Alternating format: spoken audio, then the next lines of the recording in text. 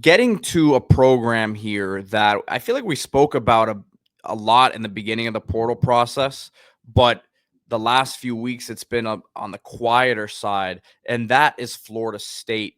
But we're talking about them today as they flipped center Sandman Thompson from FIU. This is a 3-star who at one point was actually committed to Oregon as well. So very, very interesting recruitment here. He committed to Oregon, then FIU, then lands, these days somewhere in the middle of FIU and Oregon at FSU, but an FSU program that offensive line has been a big need. He's a center and going to need to put some good weight on, a bit on the smaller side, played both sides of the ball, quick, good athlete, and someone that I know FIU was really hoping they could hold on to with this transition staff. Yeah, a real name, Chavez Thompson. So Sandman Thompson, 6'1", 310. By the way, this is a 2025 commit. We're talking recruiting here. Most of the time we talk recruiting this time of year, it's going to be for that 2026 class because all these early kids, it used to be the early signing period. Now it's really the signing period for 2025. Most of the players that are relevant have signed at that early December period. But this is one of the rare exceptions where a big-time program is landing a player for the 2025 class, a scholarship player. So it's a 2025 player, 6'1", 310 from Cocoa, Florida. That's on Florida's Space Coast. It is one of the powerhouses in the state of Florida year in, year out. 3-star player, former wrestler. He is a wrestler. I think he's going to continue at wrestling through this spring season here. But he is a district champion wrestler. Offensive line coaches love wrestlers because of their leverage, because of the way they can use their hips, their strength, their work ethic, their tenacity. He shows all that on film. 3-star player. The connection, Herb Hand, UCF's former offensive line coach, now moved on to Florida State, recruited Thompson while he was at UCF. You hear the coach from Thompson, that Coach Hand, that's my guy. The relationship we built throughout my high school career is what led me to FSU. So you see that come to pass. Former defensive tackle as well. So he played on both sides of the ball. He's an athlete like that. If you're FSU, you lose Maurice Smith, who was your longtime center, the Miami Central graduate who played for a long, long time. Undersized, but a guy that played on some good lines, played on some not so good lines as well. He's gone. Luke Pettibon from Wake Forest. That's a 1-year transfer to sort of bridge from Maurice Smith to whoever comes next. Sandman Thompson could be that guy who, after the bridge tenure of Pettibon, takes over at center and really adds some physicality and juice to the unit and plays the way that Coach Hand wants to operate. And you see him making plays here against Miami Northwestern. It looks like, he was playing in the state championship as a defensive player as well. So that he's not going to play D tackle at the collegiate level, but that gives you some hope that skill set can kind of play well at center for him. Yeah, I mean, you see it all. You see the flexibility and the quickness. This is real football, man. We talk about Cocoa. This is a program that is perennially good. He's originally from Melbourne, Florida, also on the Space Coast, but not as much of a powerhouse program.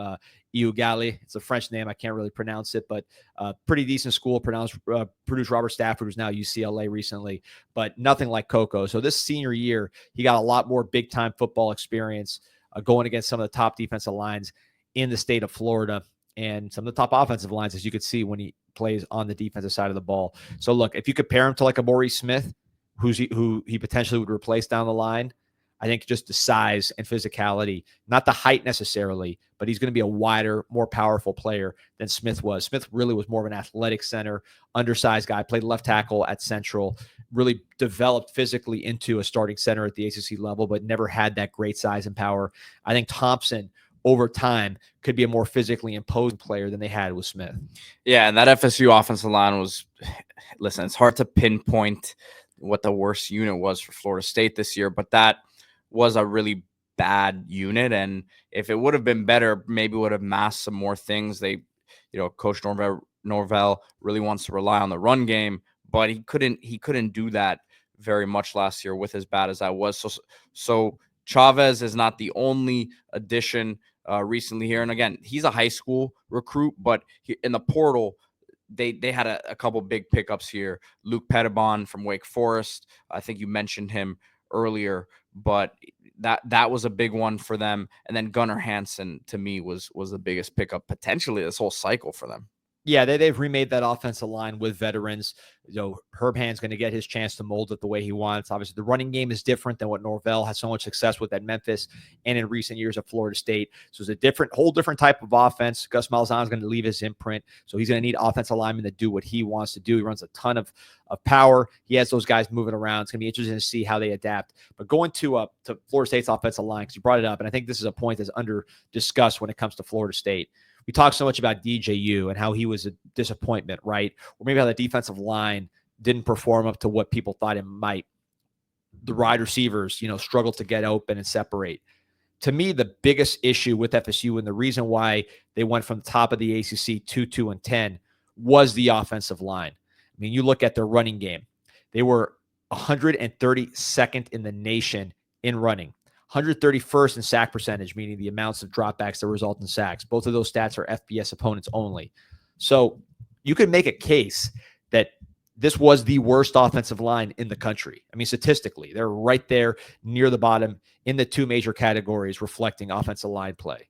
The other teams in the mix, your Kent States, your Colorados, not teams you want to be compared to when it comes to offensive line play. So I think of all the issues that FSU had, it was the offensive line. And it's puzzling because they brought back experience, but it just, for whatever reason, whether it was not having the most mobile quarterback, not having some of the skill position guys, the offensive line's play just deteriorated, or at least they got more exposed.